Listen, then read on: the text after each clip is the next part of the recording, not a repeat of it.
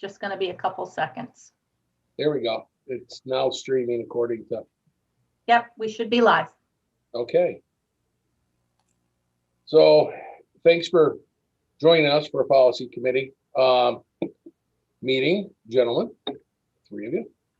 So we've got a number of items here this evening. The first item is, let me get to my lead in here.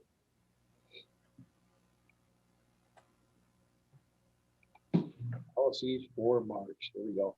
So 0101 is the new required policy for the gender neutral single occupancy bathrooms for a first reading. This is something that about 3-4 years ago, this was going to go into place, and then it got put on pause. Maybe it was 5 years ago. It's come back around and is now coming through as a required policy. We've already put in the order for all the signage and done all the work that we need to do to be prepared for it. So that's a first reading. Any questions on that for discussion? The only thing we're doing is, the only thing we have to do is change the signage, right? Correct. That's what I was thinking, but thank you. Every bathroom that's single occupancy, we will put a gender neutral sign on it, and then we'll Can't you just say bathroom at this point? I mean, seriously, it's. They recommend that you have a symbol. And so it's going to say, that's what it's going to say. It's going to say restroom or bathroom, and it's just going to have a symbol of a man and woman.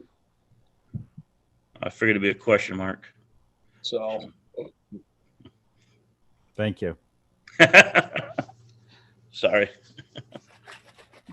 The next ones are all tied. If you remember, we did we received word that we needed to do an update to our sexual harassment policies and details, and we had to include in there the Title IX law that passed in June. So when we reached out, we were waiting to hear from our policy service at NISBA. When we weren't able to get, actually when they indicated that they were behind and they weren't going to be able to process it to us timely, we were in the middle of reviewing something on the policy, the sexual harassment policy with our attorney's office.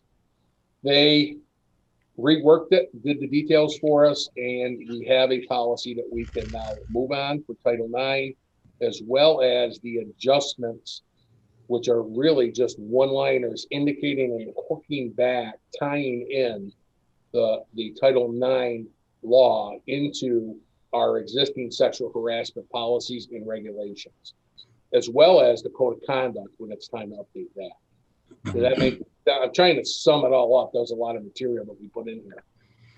So the Title IX law, the biggest thing for us is it's required is to move forward with it, get it where we need it, get some details posted on the website, and make sure that the administrators and supervisors are properly trained. I have a meeting scheduled this week with them regarding making sure that any complaints are following the Title IX process. It's a more in-depth investigation process and details that we haven't had any complaints, but when and if we do, that we're making sure to follow the right process and procedures. And then we'll also get some additional, we're going to get some training for everybody, all of our managers, probably from our attorney's office. They've offered to do some training. And just to be clear, like when there is an event or a complaint of harassment, those investigations are handled internally or externally? Combination. Okay. Meg is our Title IX officer. Right. And we will, 2 layers. One, we can access the assistance of labor relations. Mm-hmm. And then if we feel that we need a more in-depth process, we can reach out to our attorneys, have them involved, or have their guidance if we need, maybe it's even more serious event where we need law enforcement. Mm-hmm. Still a mandatory 1 year, every year requirement for training? Yes, there's a training at the beginning of the year, every year that you have to go through. But you're planning on, Go ahead. you're planning on putting administrators through it now though, right? Well, the administrator training will be on their response to any complaints. Okay. They had the sexual harassment training. Yep. They've already had some training in this area, but the Title IX is more in depth and detail. And where you can open up yourself to liability is any missteps in that process. So Yeah. the biggest thing that I want to make sure that they know is that any complaints immediately come to my attention and Meg's attention for us to drive the investigation where it needs to go. That's the biggest thing I want all the managers to understand. You have a complaint, you bring it forward and let us make sure it's handled properly. Don't sit on it, get it to us. That's going to be the biggest message.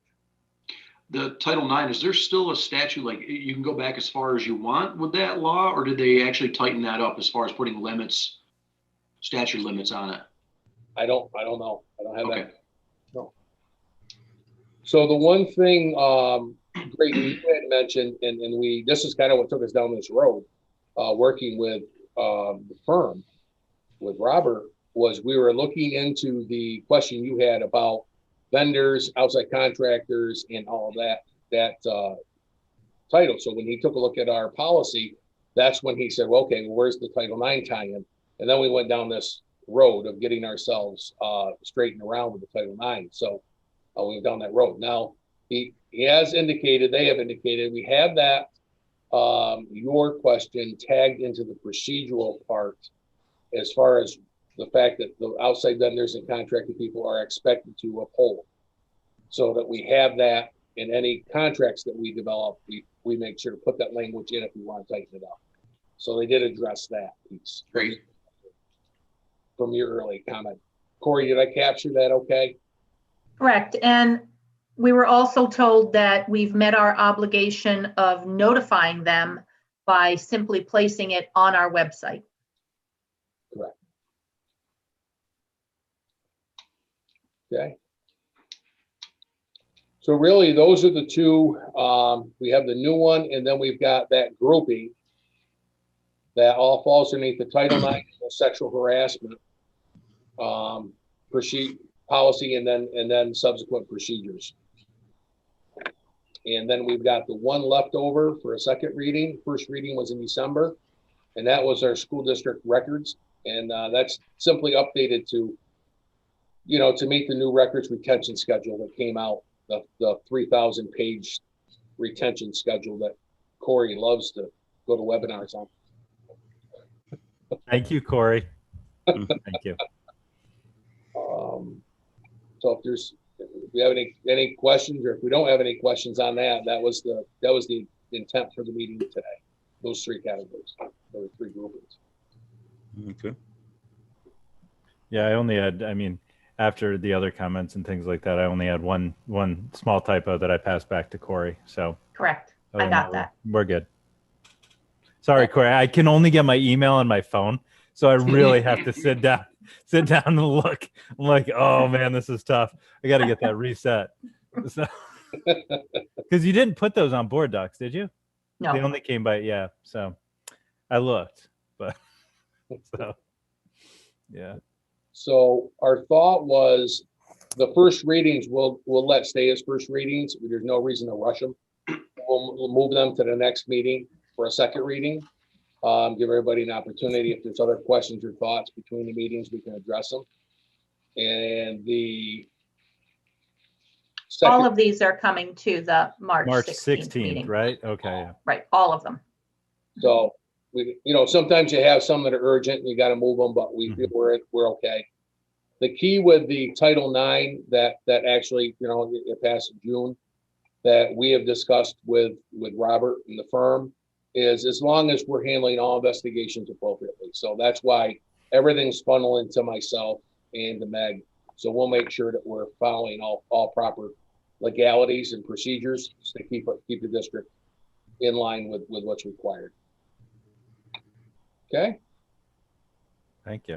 And the only other thing I would add is that the code of conduct will be updated for the next school year, and it will include language encompassing all people on district property, including contractors, vendors.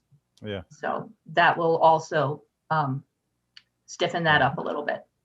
Yeah, and I mean that even extends beyond people who we have contracts with, because if you have a mail carrier or particular, someone like that, it extends to them as well. Correct. That's maintenance of public order. Yipper. All right. Okay, that's all we had. Wow, we have 18 All right. minutes. What are we going to do with ourselves? Mm. All right. Thank you Okay. very much. See you in a little while. Corey, thank you. You're Yeah. welcome. Thanks, Corey.